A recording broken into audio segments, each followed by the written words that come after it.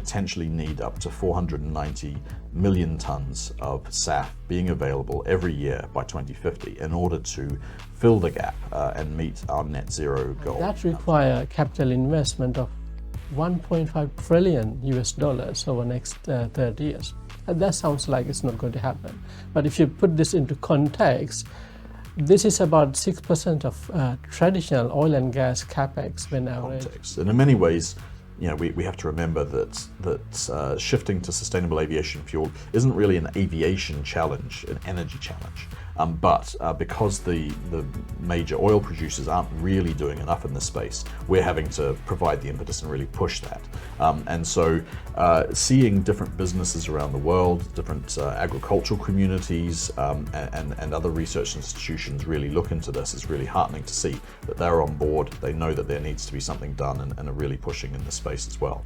What is most important in the case of the SAF landscape is to reduce the cost. For example, eSAF, the current cost is about 3 to 8 times compared to jet fuel, and this is really important to understand, and the need of reducing the cost by bringing in new technologies and then drive the efficiencies and reducing the feedstocks and if we look at the mandates, especially increasing towards 2030, 2035, we need these productions to be up and running at a much faster rate than they are today. Second challenge, 100%, is feedstock constraints. As of now, majority of the production is HEFA-based, which uses waste oils, so think of used cooking oil and tallow.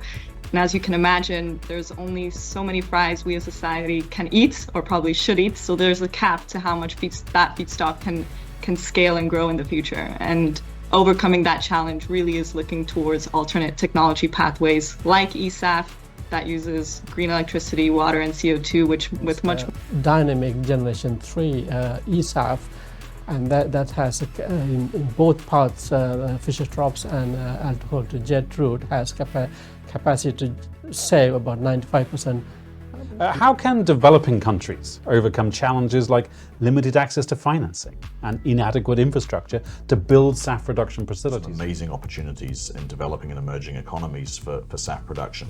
And so that's one of the reasons why we're working through the International Civil Aviation Organization to make sure that there is capacity building, but also to access a new facility that they're starting called the Finvest Hub, which is really ensuring that there is access to capital, access to financing, to provide the linkages there between the potential for SAF development in these economies and the access to sources of financing. And from a production standpoint, when we look at ramp-ups, also looking at various other geographies, we have a very US-EU focus, but we're seeing Asia growing significantly and production ramping up there a lot faster, and they can get these facilities up and running very quickly. So it's good to make sure we're keeping a global view. The generation coming through are much more climate aware, worldly wise, in terms of how to protect the climate, how to make sure that we can continue to go on holiday. We can continue to operate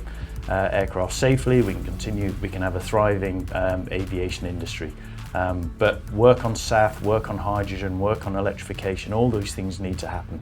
But they're exciting, and if you're entering the workforce as a graduate engineer or an apprentice, there are some really exciting projects, some exciting technologies out there that people need to grab hold of and drive forward. I think that